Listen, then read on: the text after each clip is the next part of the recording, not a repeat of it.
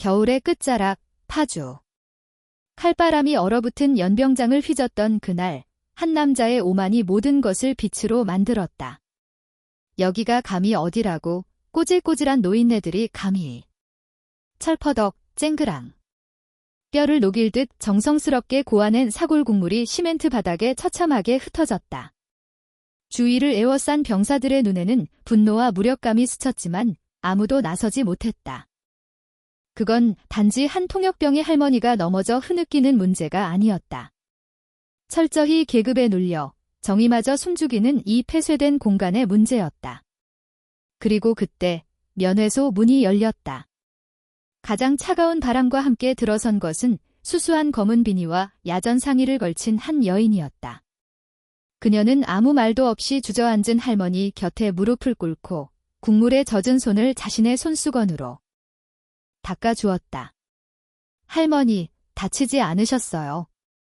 조용한 그 목소리에 모든 시선이 집중되었다. 화가 난 지휘관이 고함쳤다. 넌 또 뭐야? 당장 꺼져. 여인은 천천히 일어나 돌아섰다. 모자 그늘 속 눈빛은 순식간에 변해 주변의 공기보다도 빙하같이 서늘해졌다. 사람이 먹을 음식을, 부모님의 정성을 발로 차고 내가 그러고도 군인이니? 비웃음 섞인 중령의 욕설이 쏟아지는 가운데 그녀는 자신의 야전상의 지퍼를 내렸다. 거기엔 번쩍이는 2개의 별이 있었다. 국방부 직속 감찰단장, 한서연 소장이다. 지휘관 장민철 중령, 이제 내 진급은 꿈도 꾸지 마라. 한겨울 전방이 최전선, 가장 낮은 곳에서 가장 높은 계급장이 빛을 발한 순간이었다. 그리고 그 뒤로 하늘을 뒤덮는 헬기 소리가 지옥의 종소리처럼 다가오고 있었다. 얘야, 거기 벽 귀가 먹었냐? 여기가 감히 어디라고 꼬질꼬질한 진바대 따위를 들이밀어? 주제 파악 못하고 어디서 구정물 냄새를 풍겨. 내 귀한 손님들 비상하게 하지 말고 당장 그거 들고 꺼지라고. 내 말 안 들려? 아주 싹 다 잡아넣어 버리기 전에 내 눈앞에서 사라져. 이야기에 앞서 무료로 가능한 구독과 좋아요 버튼으로 강철 에너지를 보내주세요. 경기도 파주시 문산읍. 대한민국 지도에서 위쪽 끝자락에 붙어있는 이곳의 겨울바람은 유난히 매섭고 날카로웠습니다. 살을 애는 듯한 칼바람이 앙상한 나뭇가지들을 거칠게 흔들어대고 회색빛 하늘은 금방이라도 눈을 쏟아낼 듯 무겁게 내려앉아 있었습니다. 낡은 시내버스 한 대가 거친 엔진 소리를 토해내며 터미널 구석에 멈춰 섰습니다. 치익하는 소리와 함께 뒷문이 열리자 두툼한 손목시계와 낡은 패딩 점퍼를 겹쳐 입은 노부부가 힘겹게 버스 계단을 내려왔습니다. 할아버지의 이름은 김덕수, 할머니는 이옥분이었습니다.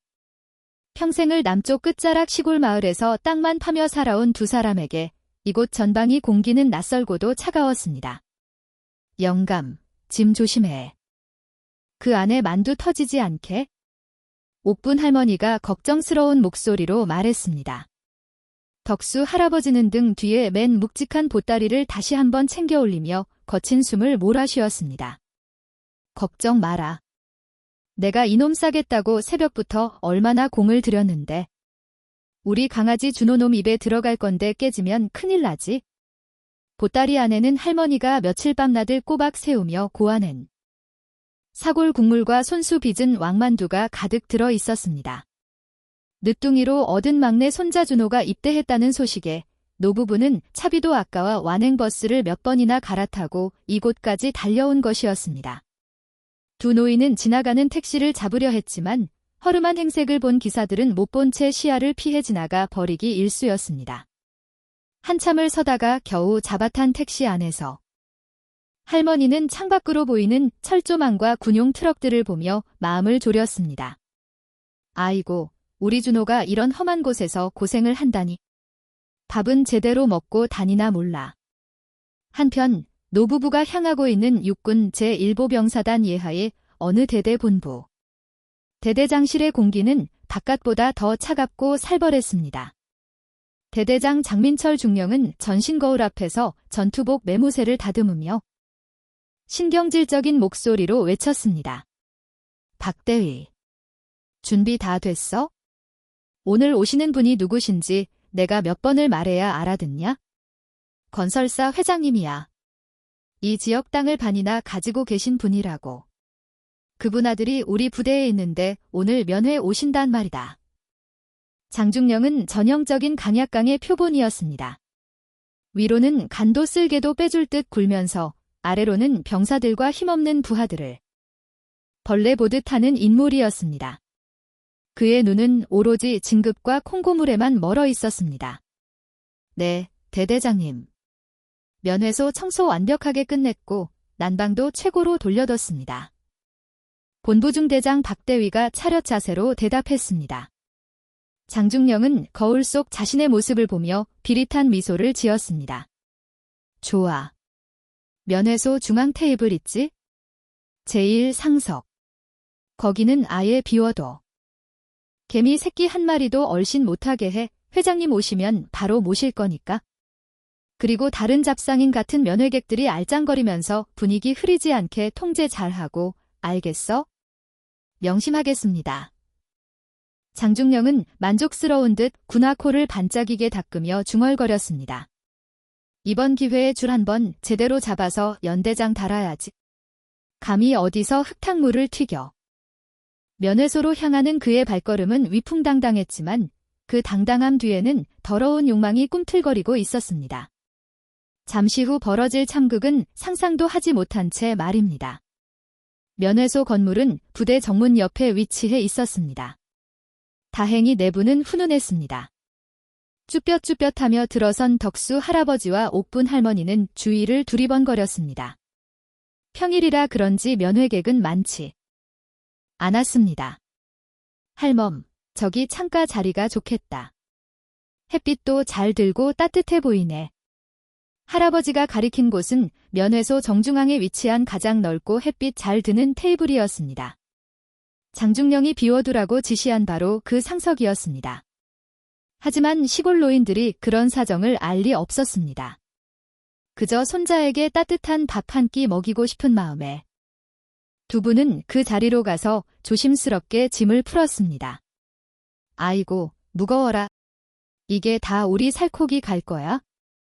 할머니는 보따리를 풀고 겹겹이 싼 냄비를 꺼냈습니다. 뚜껑을 살짝 열자 뽀얀 김과 함께 구수한 사골 냄새가 면회소 안에 확 퍼졌습니다. 그 냄새는 정말 기가 막혔습니다. 인스턴트 식품 냄새만 가득하던 군대 면회소에 진짜 집밥의 향기가 채워지기 시작했습니다. 준호는 언제 온다냐? 내가 면회 신청은 했는데.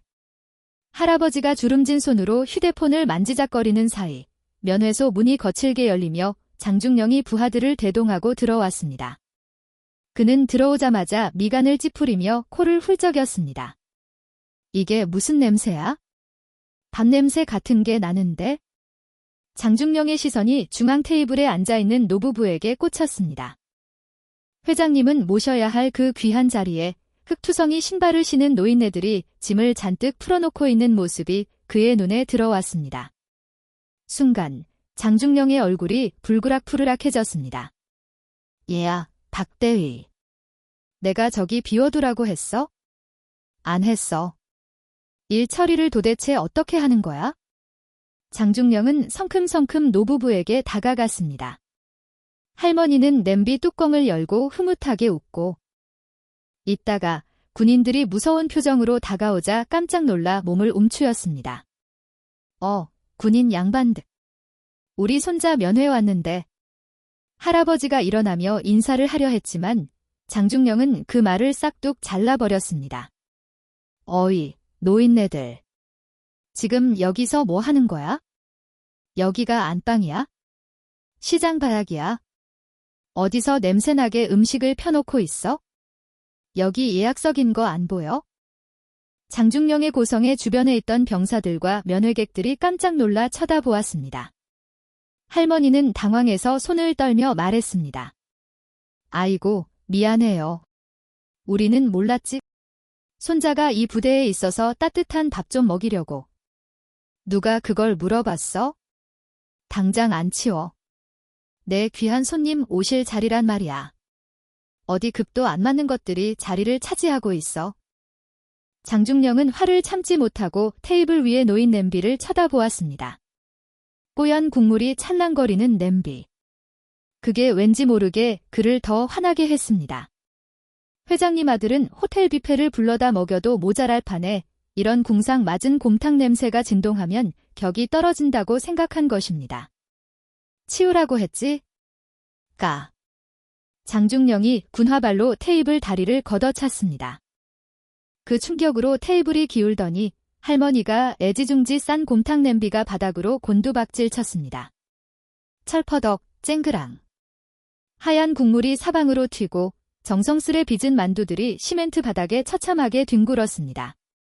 뜨거운 국물이 할머니의 발등에도 튀었지만 할머니는 뜨거운 줄도 모르고 바닥에 주저앉았습니다. 아이고, 내 만두. 우리 준호 줄 건데. 아이고. 아까워라. 할머니는 울먹이며 맨손으로 바닥에 떨어진 만두를 줍기 시작했습니다. 흙먼지가 잔뜩 묻은 만두를 옷자락으로 닦으며 냄비에 다시 담으려 했습니다. 할멈, 손대지 마. 할아버지가 급하게 할머니를 말렸지만 할머니는 듣지 않았습니다. 새벽부터 잠도 못 자고 준비한 음식이었습니다.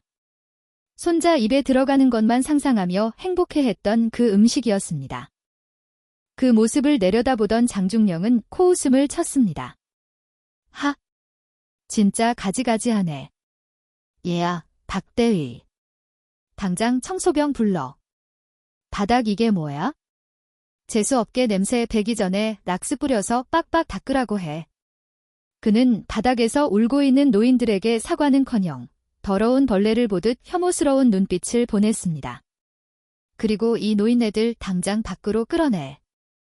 회장님 도착하시기 전에 눈앞에서 치워. 면회소 안은 순식간에 얼어붙었습니다. 주변에 있던 다른 병사들과 가족들도 분노 어린 눈빛으로 장중령을 쳐다보았지만 서슬퍼런 대대장의 기세에 눌려 누구 하나 나서지 못했습니다. 계급이 깡패인 군대라는 폐쇄적인 사회에서 대대장의 심기를 건드렸다가는 내 아들, 내 친구가 군생활 내내 지옥을 맛볼 것이 뻔했기 때문입니다. 이보시오, 대대장 양반. 말씀이 너무 심한 거 아니요? 우리가 아무리 늙고 힘없는 백성이지만 손잡으러 온 사람한테 이래도 되는 거요? 덕수 할아버지가 붉어진 얼굴로 항변했습니다. 평생 남에게 싫은 소리 한 번 못하고 살아온 그였지만 아내가 바닥에서 울고 있는 모습을 보니 속에서 천불이 올라왔습니다. 하지만 장중령은 콧방귀를 뀌었습니다. 백성. 허. 이거 웃기는 노인네? 여기가 군대야. 군대. 군대에는 법이 있고 질서가 있는 거야? 통제에 안 따르고 멋대로 구는 게 민간인이지. 백성 같은 소리 하고 있네? 꼬우면 당신들도 별을 달고 오든가, 돈 많이 벌어서 기부금 좀 내든가. 주변이나 없는 것들이 목소리만 커가지고. 장중령은 주머니에서 담배를 꺼내 물려다가 신고 있는 것을 깨닫고 짜증스럽게 다시 집어넣었습니다. 박대위. 뭐해? 안 끌어내고 귀 먹었어? 그때였습니다. 면회소 입구에 문이 열리며 차가운 바람이 훅 끼쳐 들어왔습니다. 으악. 모든 시선이 입구로 향했습니다. 그곳에는 낡은 검은색 비니 모자를 푹 눌러쓰고 수수한 야전 상의를 걸친 한 여자가 서 있었습니다. 키는 크지 않았지만 뿜어져 나오는 기운이 예사롭지 않았습니다. 그녀는 천천히, 아주 천천히 걸어 들어왔습니다. 군화 굽소리가 유난히 또렷하게 면회소 바닥을 울렸습니다. 또각, 또각. 여자는 난장판이 된 중앙 테이블로 다가왔습니다. 바닥에 쏟아진 하얀 국물, 뭉개진 만두, 그리고 그 앞에서 흐느끼고 있는 할머니와 분노로 떨고 있는 할아버지.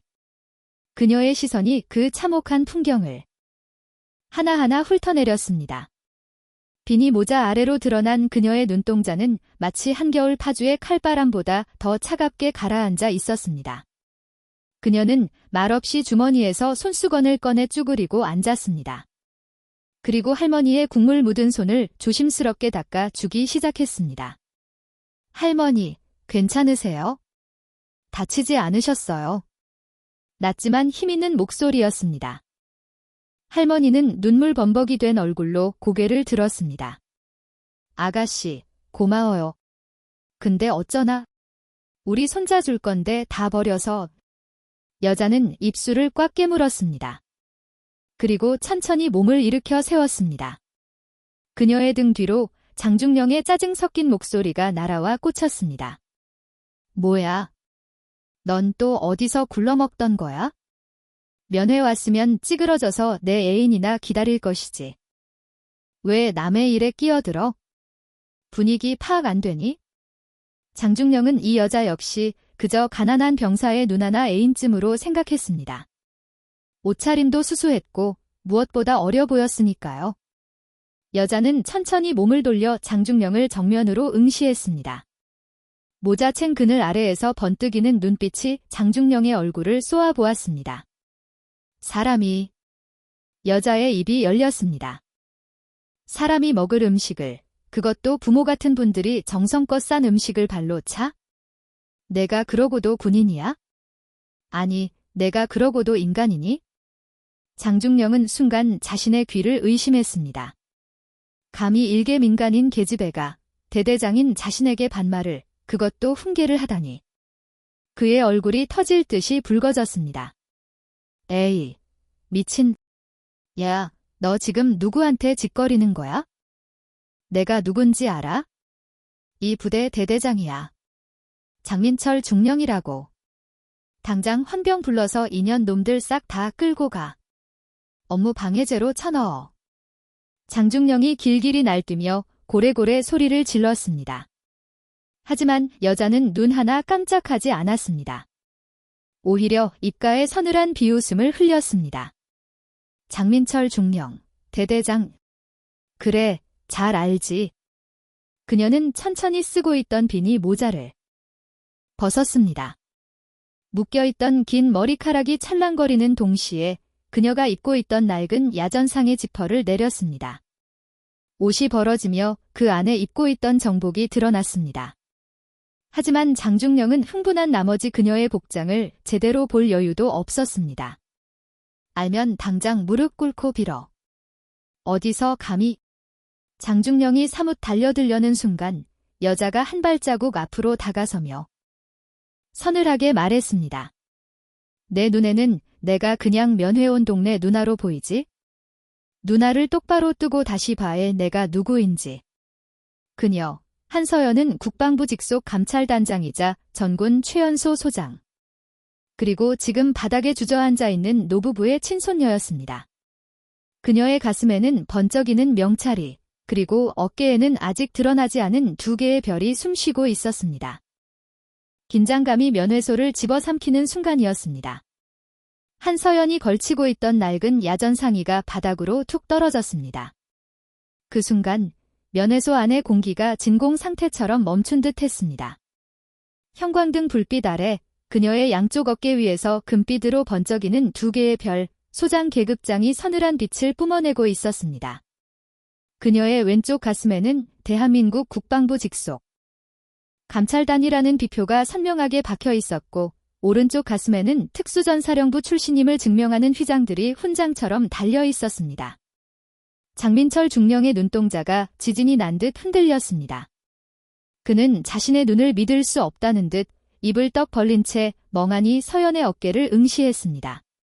투스타, 4단 장급 계급. 일개 대대장인 자신과는 하늘과 땅 차이인 존재가 지금 곰탕 국물이 튀어 엉망이 된 면회소 바닥에 있었기 때문입니다. 서연아. 바닥에 주저앉아 있던 할머니가 믿기지 않는다는 표정으로 손녀를 올려다보았습니다. 시골에서 농사만 짓던 할머니는 군대 계급이 무엇인지 정확히 몰랐지만 손녀가 입고 있는 옷이 예사롭지 않다는 것쯤은 본능적으로 느낄 수 있었습니다. 서연은 잠시 차가운 표정을 거두고 할머니를 향해 부드럽게 고개를 끄덕였습니다. 할머니, 죄송해요. 너무 늦게 왔죠? 제가 다 알아서 할 테니 잠깐만 계세요. 서연이 다시 고개를 돌려 장중령을 쏘아보았습니다. 그녀의 눈빛은 방금 전 할머니를 볼 때와는 180도 달랐습니다. 마치 적군의 심장을 겨누는 저격수의 눈빛처럼 살기가 등등했습니다. 장민철 중령, 이게 장난감으로 보이나?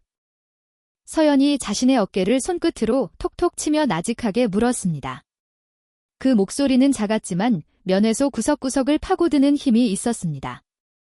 장중령은 꿀먹은 벙어리처럼 입술만 달달 떨었습니다.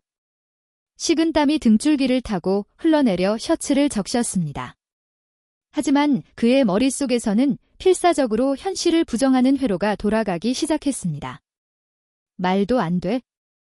저렇게 젊은 여자가 투스타라고? 대한민국 건군 이후에 그런 인사가 있었나? 이건 사기야. 그래, 몰래 카메라거나 미친 여자가 코스프레를 하고 온 게 분명해. 장중령은 자신의 더러운 속셈과 얄팍한 상식으로는 서연의 존재를 도저히 받아들일 수 없었습니다. 공포가 기세를 잡자 오히려 억지와 거만이 튀어나왔습니다. 그는 떨리는 손가락으로 서연을 가리키며 악을 썼습니다. 야, 얘야, 박대휘. 뭐해? 저거 가짜야? 저거 당장 잡아봐.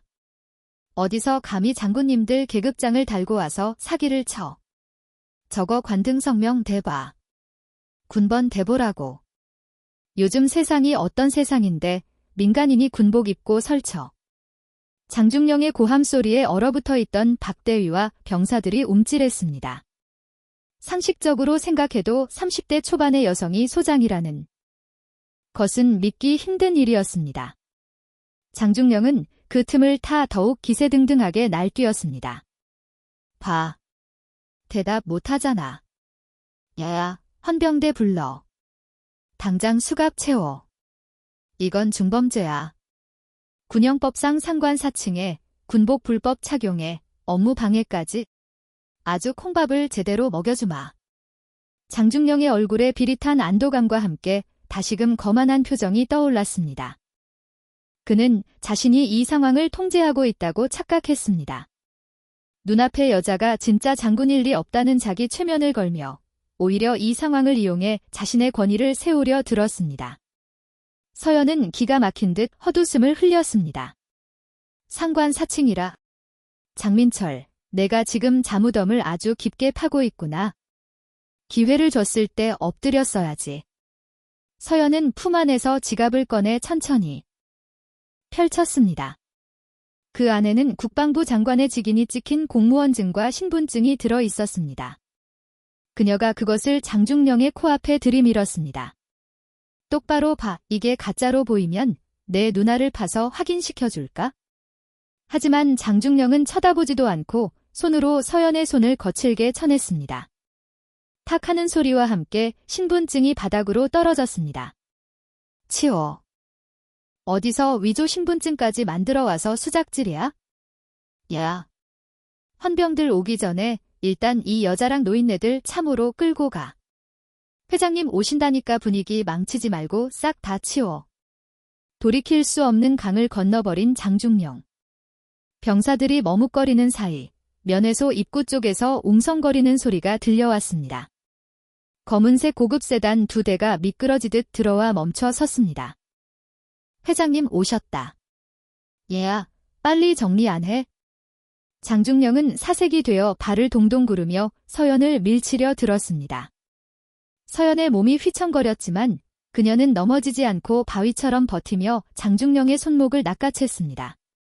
이 손 놓는 게 좋을 거야. 군인으로서 마지막 명예라도 지키고 싶다면? 이게 뭐야? 미친년이 진짜 돌았나? 장중령이 서연을 향해 주먹을 지르려는 순간 면회소 문이 다시 한번 활짝 열리며 화려한 양복을 입은 중년 남성과 수행원들이 들어왔습니다. 지역 건설사 회장, 최 회장이었습니다. 아니, 이게 무슨 난리야? 신성한 부대 면회소에서 시장통처럼 시끄럽게. 기름진 얼굴에 거만한 표정을 한 최 회장이 인상을 찌푸리며 소리쳤습니다. 그의 뒤에는 명품 쇼핑백을 양손 가득 든 수행원들이 따라붙었습니다. 장중령은 서연의 손목을 뿌리치고 최 회장에게 달려가 허리가 꺾일 듯 90도로 인사했습니다. 아이고, 회장님 오셨습니까? 충성. 대대장 장민철입니다. 먼 길 오시느라 고생 많으셨습니다. 방금 전까지 악귀처럼 소리 지르던 모습은 온데간데없고 주인에게 꼬리를 흔드는 강아지처럼 비굴한 미소가 얼굴 전체에 번졌습니다. 장중령, 내가 아들 녀석 보러 왔는데 분위기가 왜 이래?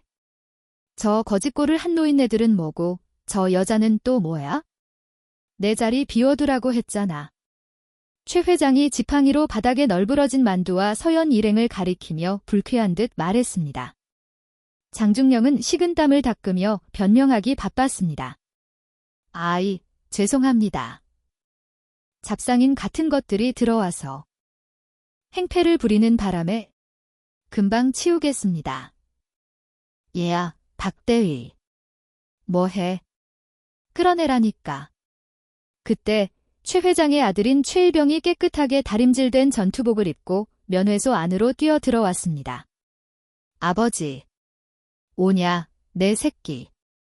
얼굴이 왜 이렇게 반쪽이 됐어? 군대밥이 입에 안 맞지?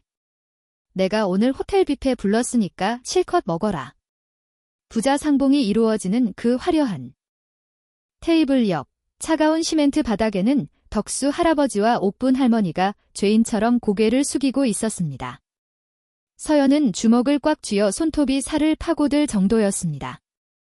장중령은 최 회장 앞에서 점수를 따야겠다는 생각에 더욱 악랄한 수를 두기로 마음먹었습니다. 서연이 꼼짝도 하지 않고 버티자 그는 비열한 웃음을 지으며 박대위에게 속삭였습니다. 야, 강준호 이병 데려와. 강준호. 서연의 남동생이자 할머니가 그토록 보고 싶어 하던 손자였습니다. 잠시 후 면회소 뒷문이 열리고 흑투성이 전투복을 입은 왜소한 체격의 병사가 고개를 푹 숙인 채 들어왔습니다. 한눈에 봐도 제대로 씻지도 먹지도 못한 행색이었습니다. 준호야. 할머니가 벌떡 일어나 손자에게 달려가려 했지만 장중령이 앞을 가로막았습니다. 그는 준호의 어깨를 거칠게 잡아 끌어 최 회장과 서연 사이에 세웠습니다. 강준호 이병. 이놈, 누나랑 할머니 할아버지가 와서 행패를 부리는데 교육을 어떻게 받은 거야? 내가 군생활 꼬이고 싶어서 환장했지? 장중령이 준호의 귀에 대고 협박하듯 으르렁거렸습니다. 준호는 겁에 질려 파랗게 질린 얼굴로 바닥만 쳐다보았습니다. 죄송합니다. 대대장님, 할머니, 누나, 그냥 가세요. 제발요. 준호의 목소리는 울먹임으로 가득 차 있었습니다. 동생의 입에서 나온 말은 반가움이 아니라 공포였습니다. 서연의 가슴이 무너져 내리는 것 같았습니다. 내 동생이 저 착하고 여린 아이가 이 지옥 같은 곳에서 어떤 취급을 받고 있었는지 뼈저리게 느껴졌습니다. 준호야, 누나 봐봐, 고개 들어. 서연이 떨리는 목소리로 말했지만 준호는 장중령의 눈치를 보느라 감히 고개를 들지 못했습니다. 장중령은 기고만장해져서 준호의 뒤통수를 툭툭 쳤습니다. 맞지? 당사자도 가라고 하잖아. 쪽팔리게 하지 말고 꺼지라고. 그리고 너, 사칭범. 내일 당장 군사재판에 넘겨서 감방에 쳐넣어 줄 테니까 각오해. 감히 내 진급기를 막아? 최 회장도 거들었습니다.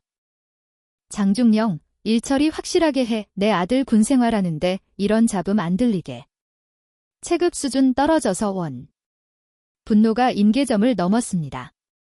서연의 머릿속에서 이성이 끊어지는 소리가 들렸습니다. 더 이상의 대화는 사치였습니다.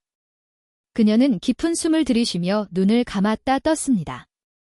그녀의 눈동자는 이제 인간의 것이라기보다 사냥감을 확정지은 맹수의 그것과 같았습니다. 서연은 품 안에서 스마트폰을 꺼냈습니다. 그리고 단축번호 한 번을 눌렀습니다. 신호가 가기도 전에 상대방이 전화를 받았습니다. 네, 단장님. 대기 중입니다. 수화기 너머로 들려오는 굵직한 목소리.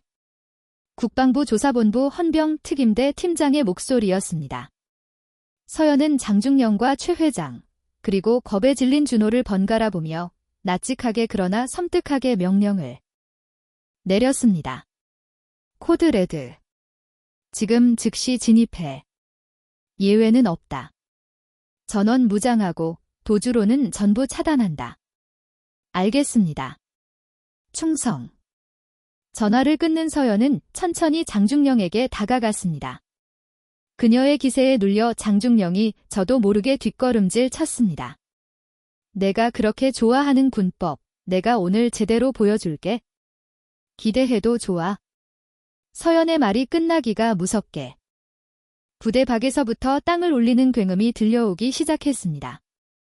처음에는 천둥 소리인가 싶었지만 그것은 점점 더 가까워지고 뚜렷해졌습니다. 두두두두두두두닥. 면회소 창문이 덜덜 떨리기 시작했습니다. 장중령과 최 회장, 그리고 면회소 안에 있던 모든 사람들이 놀란 눈으로 창밖을 바라보았습니다. 뭐야? 헬기. 부대 상공으로. 거대한 수송 헬기 2대가 저공 비행을 하며 내려오고 있었습니다. 검은색 도장의 헬기 옆면에는 국방부 직할 마크가 선명했습니다. 헬기가 일으키는 강렬한 하강풍에 연병장의 모래바람이 폭풍처럼 일어났습니다. 그뿐만이 아니었습니다. 부대 정문 쪽에서 요란한 사이렌 소리와 함께 검은색 승합차 10대가 바리케이트를 무시하고 들이닥쳤습니다. 정지. 위수 근무자들이 당황해 소리쳤지만 검은 차들은 거침없이 돌진해 대대 본부 건물과 면회소를 포위하듯 에워쌌습니다. 끽 타이어 타는 냄새와 함께 차문들이 일제히 열렸습니다. 차에서 쏟아져 나온 것은 온몸을 검은색 대테러복으로 감싸고 소총으로 무장한 헌병특임대 대원들이었습니다. 그들의 얼굴은 방탄 헬멧과 고글로 가려져 있었지만 뿜어져 나오는 살기는 실전 그 자체였습니다. 전원 꼼짝 마. 움직이면 쏜다. 손 들어 머리 위로 엎드려. 확성기를 든 지휘관의 고함 소리가 부대를 쩌렁쩌렁 울렸습니다. 면회소 문이 박살날 듯 걷어차이며 수십 명의 무장 헌병들이 들이닥쳤습니다. 아, 뭐야. 엄마야. 최 회장의 수행원들은 비명을 지르며 바닥에 엎드렸고 거만하게 앉아있던 최 회장도 놀라서 의자에서 굴러떨어졌습니다. 장중령은 너무 놀라 입을 다물지 못하고 멍하니 서 있을 뿐이었습니다. 무장 헌병들은 순식간에 면회소를 장악했습니다. 그들은 장중령과 박대위, 그리고 부대 간부들을 향해 총구를 겨눴습니다. 살벌한 분위기에 압도된 병사들은 구석에서 벌벌 떨었습니다. 그때 헌병들 사이가 갈라지며 정복을 말끔하게 차려입은 대령 한 명이 걸어 들어왔습니다. 국방부 조사본부 수사단장이었습니다. 그는 곧장 서연에게 다가가 칼각 잡힌 거수 경례를 올렸습니다. 충성. 국방부 조사본부 수사단장 대령 이진철. 단장님의 명을 받고 도착했습니다. 현시간부로 제1보병사단 예하 33대대는 국방부 감찰단의 통제하에 들어갑니다. 우렁찬 경례 구호가 면회소를 가득 채웠습니다. 그 소리는 장중령의 고막을 찢고 들어가 뇌리에 꽂혔습니다. 반장님, 저 여자가 진짜. 장중령의 다리가 후들거리기 시작했습니다. 무릎에 힘이 빠지면서 그대로 바닥에 주저앉았습니다. 그의 시선이 서연의 어깨에 달린 2개의 별에 다시 한번 꽂혔습니다. 아까는 장난감처럼 보였던 그 별이 지금은 자신을 태워버릴 태양처럼 거대하고 무섭게 느껴졌습니다. 서연은 차갑게 내려다보며 이진철 대령에게 지시했습니다. 이 대령, 지금 즉시 이 부대의 모든 출입을 통제한다. 행정반, 대대장실, 탄약고, 식당까지 쥐새끼 한 마리 못 빠져나가게 봉쇄해. 그리고 서연의 시선이 바닥에 주저앉은 장중령에게 머물렀습니다. 장민철 중령, 현시간부로 직무정지다. 헌병대, 뭐해? 저 자식 당장 체포해서 압송해. 죄명은 상관모독, 직권남용, 군용물 횡령, 민간인 협박 및 폭행. 그리고 내 동생을 건드린 죄까지 낱낱이 추가할 거니까? 충성. 헌병 2명이 장중령에게 달려들어 양팔을 꺾고 수갑을 채웠습니다. 자, 장군님. 오해입니다. 저는 몰랐습니다. 한 번만 살려주십시오. 장군님. 장중령은 체면도 없이 바닥에 머리를 조아리며 울부짖었습니다. 바지 가랑이 사이가 축축하게 젖어 들어갔습니다.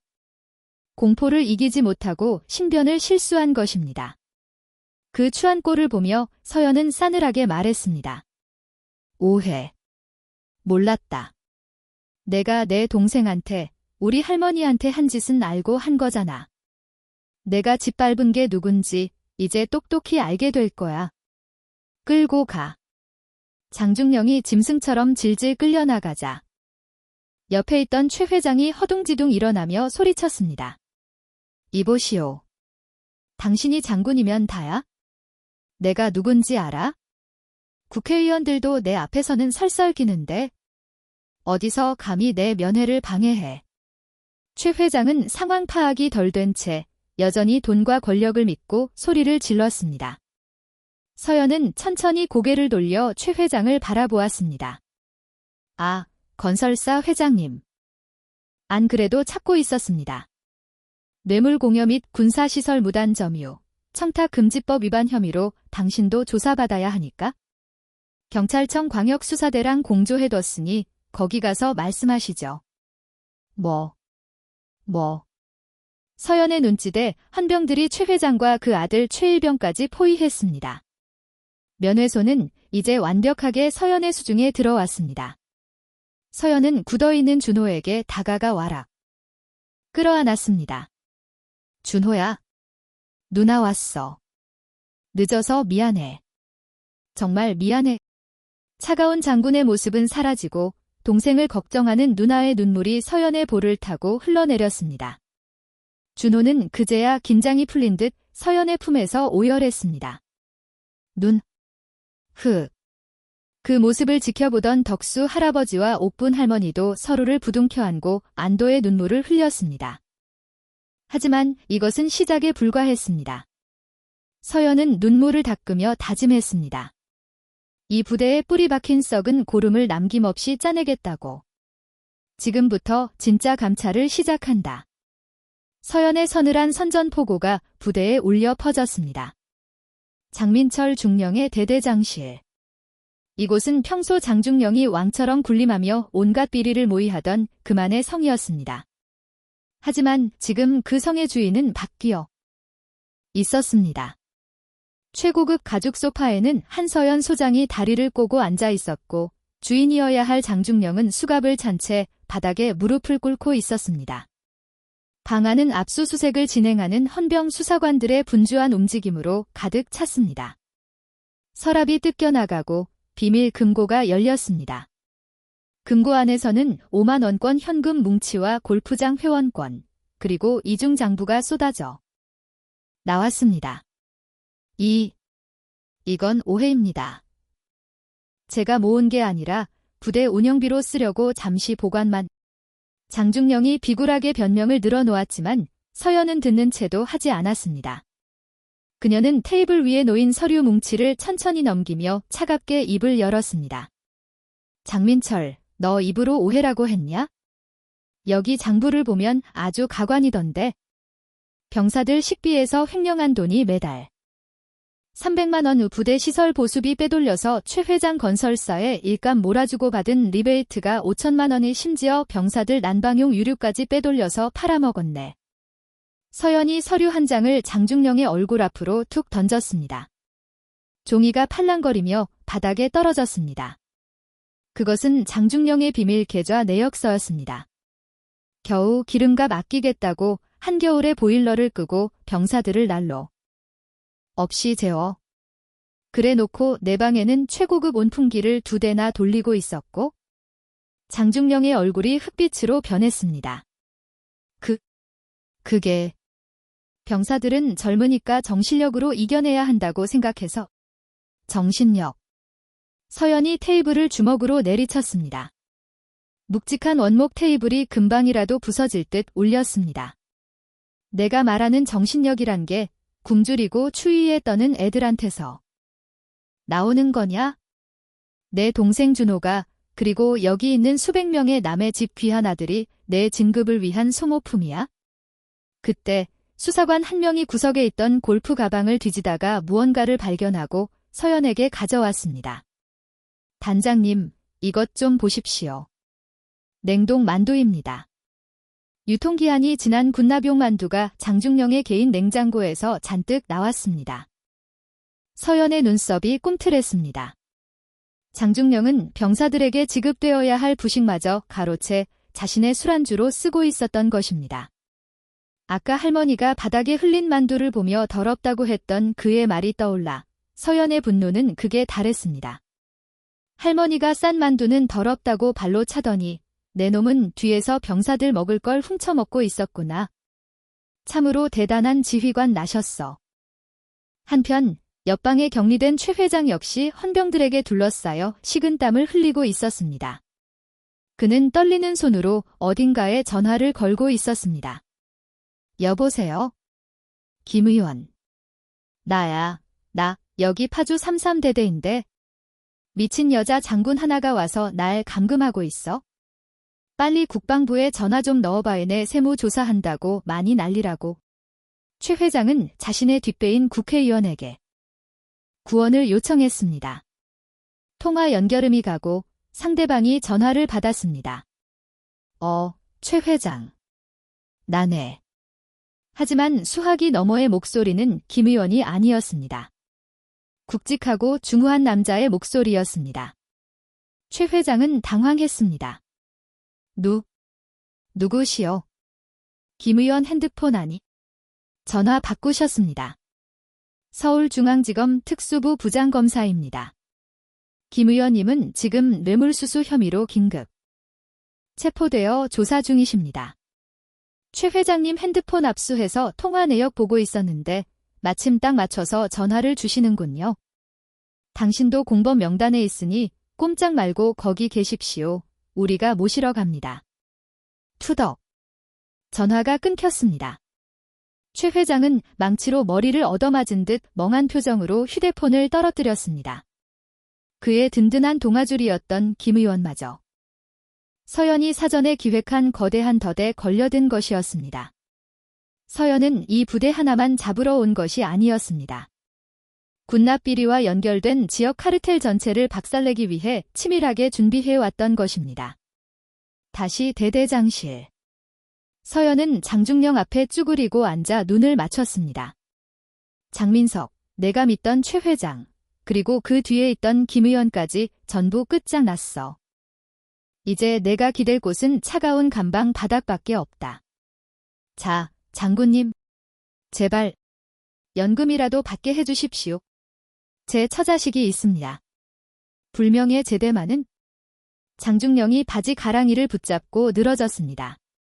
하지만 서연은 매몰차게 그 손을 뿌리쳤습니다. 처자식. 남의 집 귀한 자식들은 개돼지 취급하던 놈이 이제 와서 내 가족을 찾아? 걱정 마. 내가 횡령한 돈 전부 환수 조치해서 국고로 귀속시킬 거니까. 그리고 내 이름은 대한민국 군대 역사에 영원히 수치스러운 이름으로 기록될 거야. 서연은 자리에서 일어나며 헌병대장에게 손짓했습니다. 전 병력 연병장에 집합시켜. 이 자식의 최후를 병사들이 똑똑히 보게 해라. 그게 정의다. 제1보병사단 예하 33대대 연병장. 살을 애는 듯한 칼바람이 불어닥치고 있었지만 연병장에 도열한 300여 명의 병사들의 눈빛은 그 어느 때보다 뜨거웠습니다. 그들의 시선은 모두 연단 위를 향하고 있었습니다.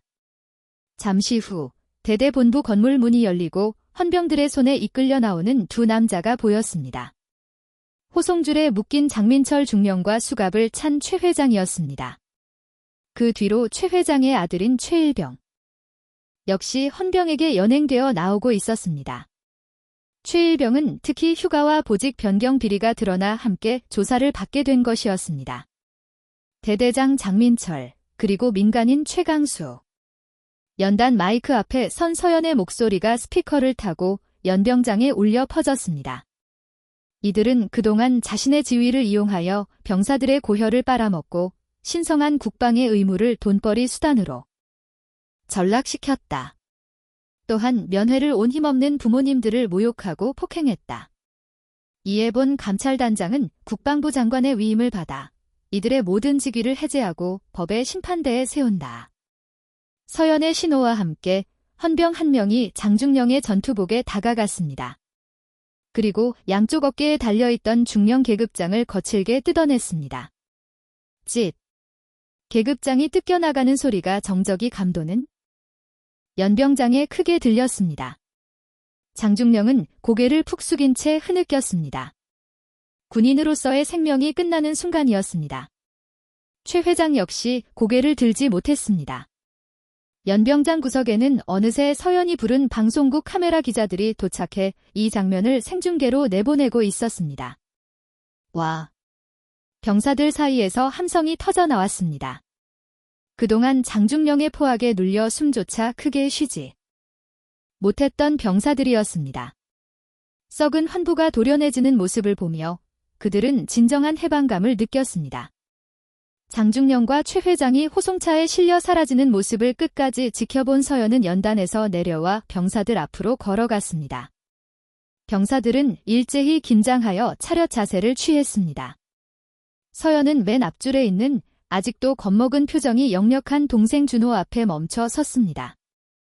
그리고 준호의 흙 묻은 손을 꼭 잡았습니다. 강준호 이병. 이병 강준호. 많이 힘들었지? 누나가 너무 늦게 와서 미안하다. 서연이 준호를 와라 끌어안았습니다. 준호는 참았던 눈물을 터뜨리며 누나의 어깨에 얼굴을 묻었습니다. 눈. 그 모습을 지켜보던 병사들의 눈시울도 붉어졌습니다. 서연은 준호를 놓아주고 뒤어 병사들을 향해 소리쳤습니다. 33대대 용사들, 들어라. 서연의 우렁찬 목소리에 병사들이 주목했습니다. 너희는 누군가의 노예도 소모품도 아니다. 너희는 대한민국을 지키는 가장 고귀한 전사들이다. 오늘부로 너희를 괴롭히던 부조리는 모두 사라졌다. 내가 약속한다. 앞으로 너희가 먹고, 자고, 입는 모든 것에 부끄러움이 없도록 하겠다. 와! 감사합니다. 장군님. 병사들은 모자를 벗어 던지며 환호했습니다. 상황이 정리된 후, 면회소.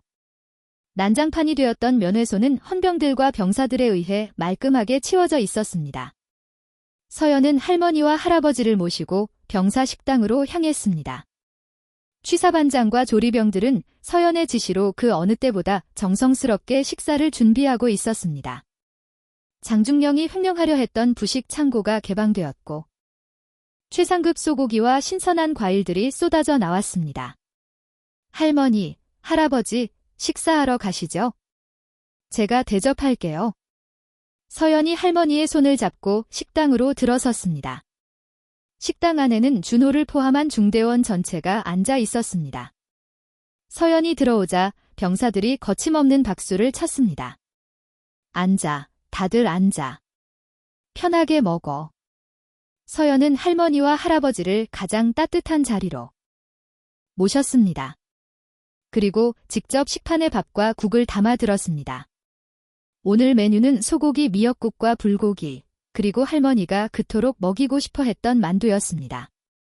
비록 할머니가 싼 만두는 아니었지만 취사병들이 할머니의 레시피를 전해 듣고 즉석에서 빚어낸 왕만두였습니다. 할멈, 이것 좀 봐, 고기가 아주 실하구나. 할아버지가 국물을 한술 뜨며 감격스러운 목소리로 말했습니다. 할머니는 맞은편에 앉아 밥을 허겁지겁 먹는 손자 준호를 보며 흐뭇한 미소를 지었습니다. 그래, 많이 먹어라. 우리 강아지 천천히 먹어 채하라. 할머니는 자신의 옆에 있는 만두를 집어 준호의 식판 위에 올려주었습니다. 준호는 입안 가득 밥을 넣은 채 눈물을 글썽이며 고개를 끄덕였습니다. 할머니도 드세요. 누나도 먹어. 준호가 서연에게도 만두를 권했습니다. 서연은 그 모습을 보며 가슴 한구석이 찡해옴을 느꼈습니다. 권력의 맛보다, 복수의 쾌감보다 더 달콤하고 따뜻한 것은 바로 가족과 함께 나누는 이 소박한 밥 한 끼였습니다. 식사를 하던 병사 중 한 명이 용기를 내어 손을 들었습니다. 단장님, 정말 감사합니다. 군 생활하면서 이렇게 맛있는 밥은 처음 먹어봅니다. 저도요. 장중령 있을 때는 맨날 된장국에 깍두기만 나왔는데. 감사합니다. 여기저기서 감사 인사가 터져 나왔습니다. 서연은 숟가락을 내려놓고 병사들을 향해 미소 지었습니다. 맛있게 먹어라. 그리고 건강해라. 너희가 건강해야 나라도 있고 가족도 있는 거야? 부족한 게 있으면 언제든 말해. 내가 다 채워줄 테니까. 그날 파주의 최전방 부대 식당은 그 어느 곳보다 따뜻했습니다. 바깥의 칼바람은 여전했지만 식당 안을 채운 온기는 얼어붙었던 병사들의 마음과 상처 입은 노부부의 마음을 녹이기에 충분했습니다. 식사가 끝날 무렵 이진철 수사단장이 서연에게 다가와 조용히 보고했습니다. 단장님, 언론 보도가 나간 뒤 여론이 들끓고 있습니다. 장중령과 최 회장에 대한 엄벌 탄원서가 빗발치고 있고 국방부 장관님께서도 철저한 후속 조치를 약속하셨습니다. 그래, 고생했어. 이제 시작이야.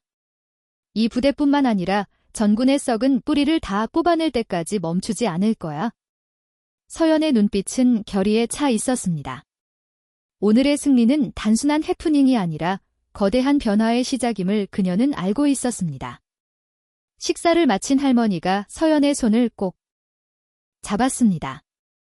거칠고 투박한 손이었지만 세상 그 어떤 비단보다 부드럽게 느껴졌습니다. 서연아, 고맙다. 우리 손녀가 이렇게 훌륭한 사람이 돼서. 할멈은 이제 죽어도 여한이 없다. 할머니, 그런 말씀 마세요. 이제부터 시작이에요. 제가 더 잘할게요. 효도 많이 할게요. 서연은 할머니를 꼭 안아들렸습니다. 할아버지도 허허 웃으며 서연의 등을 두드려 주었습니다. 지옥 같았던 하루가 천국 같은 저녁으로 마무리되고 있었습니다. 하지만 서연은 알고 있었습니다. 아직 해야 할 일이 남아있다는 것을. 그녀는 마지막 정리를 위해 마음을 다잡았습니다. 사건이 있고 난 뒤 파주의 33대대에는 매서운 겨울바람 대신 훈훈한 변화의 바람이 불어오기 시작했습니다. 한서연 소장이 주도한 대대적인 감찰과 개혁은 단순히 썩은 부위를 도려내는 것에 그치지 않고 부대 전체를 새롭게 재건하는 수준으로 진행되었습니다. 서울 용산 국방부 청사의 감찰단장실. 서연은 창밖으로 보이는 서울의 야경을 등지고 산더미처럼 쌓인 서류를 검토하고 있었습니다. 그녀의 책상 위에는 장민철 전 중령과 최강수 회장, 그리고 그들과 결탁했던 김 의원에 대한 최종 수사 결과 보고서가 놓여 있었습니다. 똑똑. 단장님, 이진철 대령입니다. 들어오세요. 이진철 수사단장이 들어와 서류 한 장을 내려놓았습니다. 그의 표정은 그 어느 때보다 밝아 보였습니다. 군사법원 1심 판결 결과가 방금 나왔습니다. 보고 드리겠습니다. 서연은 고개를 끄덕이며 서류를 집어들었습니다. 장민철, 징역 7년.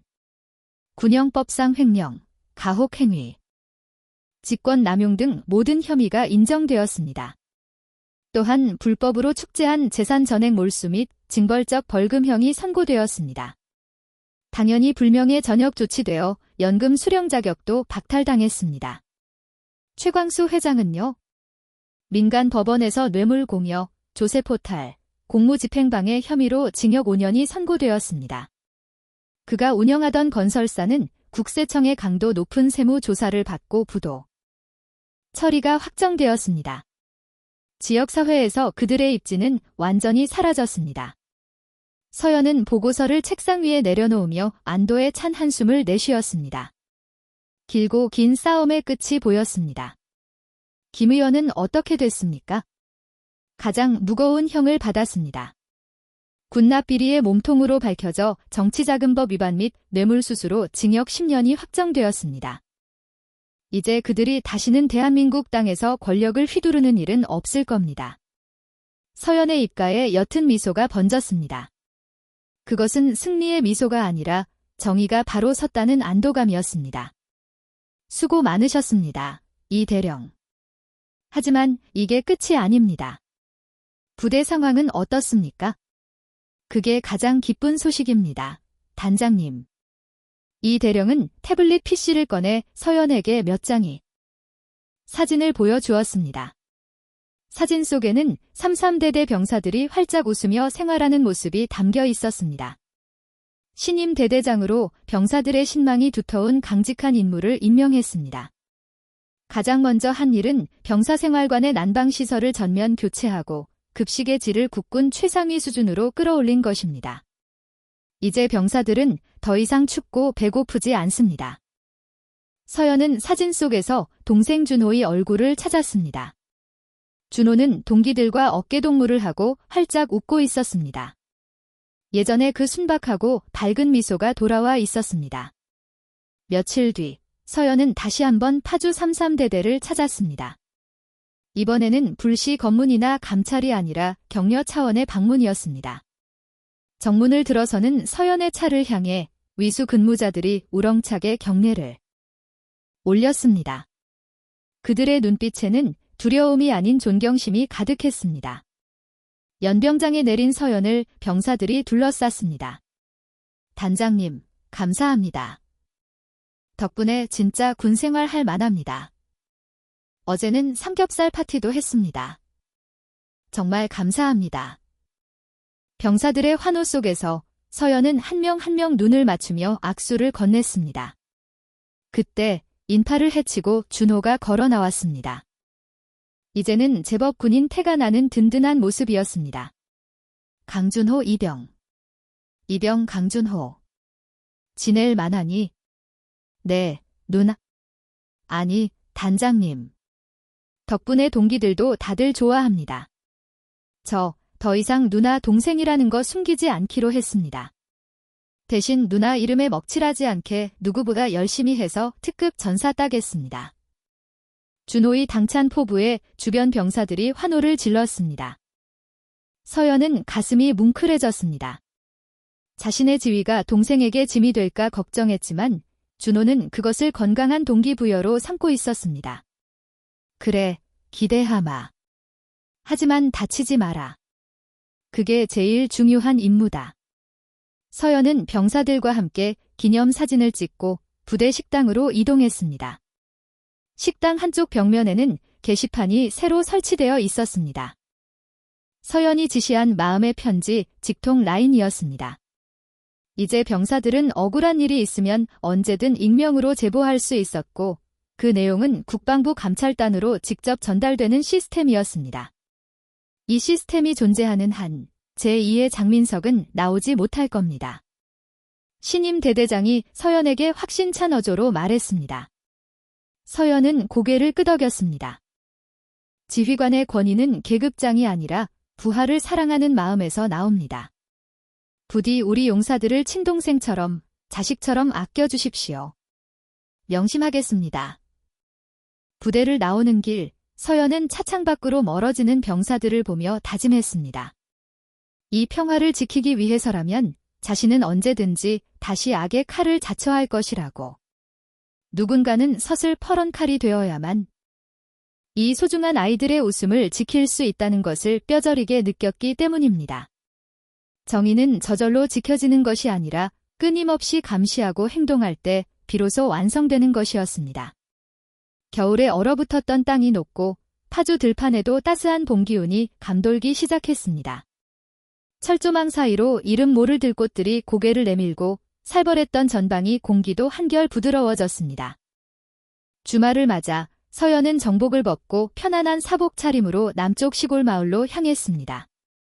고향 집으로 가는 길, 차 뒷좌석에는 할머니와 할아버지를 위한 선물 꾸러미가 한가득 실려 있었습니다. 이번에는 헌병들의 호의도 수행원도 없이 오로지 손녀 한서연으로서의 방문이었습니다. 시골집 마당에 들어서자 따뜻한 볕 아래 김을 메고 있던 옥분 할머니가 맨발로 뛰어나왔습니다. 아이고, 우리 강아지 왔는가? 할머니, 뛰지 마세요. 넘어지셔요. 서연은 차에서 내려 할머니를 와라 끌어안았습니다. 할머니의 품에서는 여전히 구수한 흙냄새와 된장 냄새가 났습니다. 그 냄새를 맡자 서연은 긴장이 탁 풀리며 마음이 편안해졌습니다. 할아버지는요? 밭에 나갔지? 너 온다고 상추랑 쑥 뜯으러 갔다. 얼른 들어가자. 배고프지? 방 안에는 맛있는 냄새가 진동했습니다. 할머니는 서연이 온다는 소식에 또다시 며칠 전부터 음식을 준비한 모양이었습니다.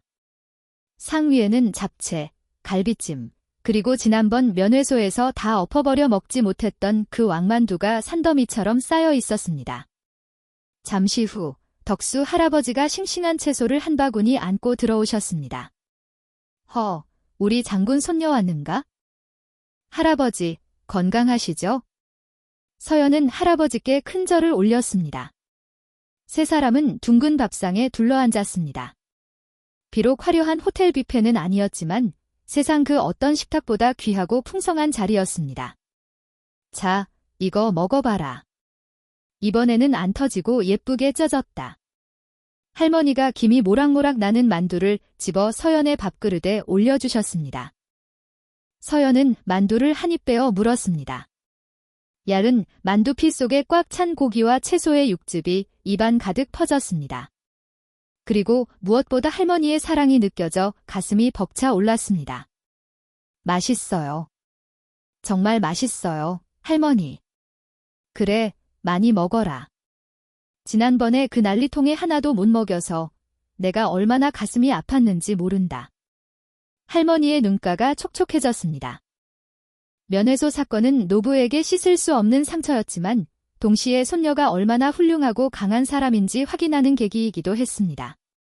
할머니, 그때 일은 이제 잊으세요. 저랑 준호가 있잖아요.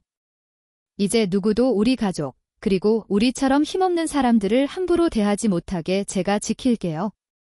서연의 말에 할아버지가 막걸리 한 사발을 들이키며 고개를 끄덕였습니다.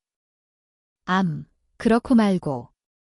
우리 서연이가 나라를 지키는 장군인데 우리가 뭘 겁내겠냐? 동네 사람들이 아주 난리가 났다. 텔레비전에 우리 손녀 나왔다고 나쁜 놈들 혼내주는 거 보고 다들 속이 시원하다더라. 식사가 끝나고 서연은 마루에 앉아 할머니의 무릎을 베고 누웠습니다. 따스한 봄 햇살이 얼굴을 간지럽히고 처마 끝 제비집에서는 제비들이 지저귀고 있었습니다. 할머니의 거친 손이 서연의 머리카락을 부드럽게 쓰다듬었습니다. 서연아, 힘들지는 않으냐?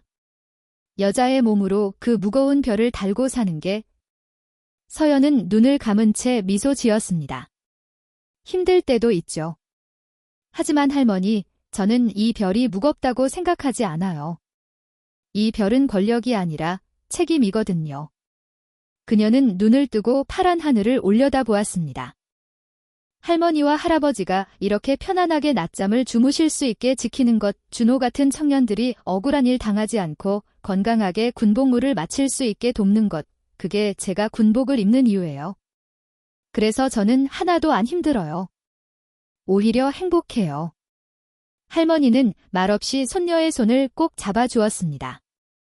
그날 밤, 서연은 서울로 돌아가기 위해 차에 올랐습니다. 100m를 돌아보니 차가 보이지 않을 때까지 손을 흔들고 계신 두 분의 모습이 보였습니다. 서연은 눈물을 훔치며 핸들을 꽉 잡았습니다. 그녀는 알고 있었습니다.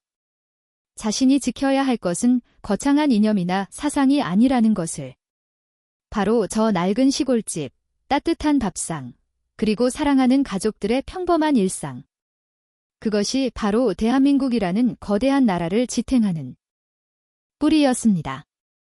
서연은 다시 한번 마음을 다잡았습니다.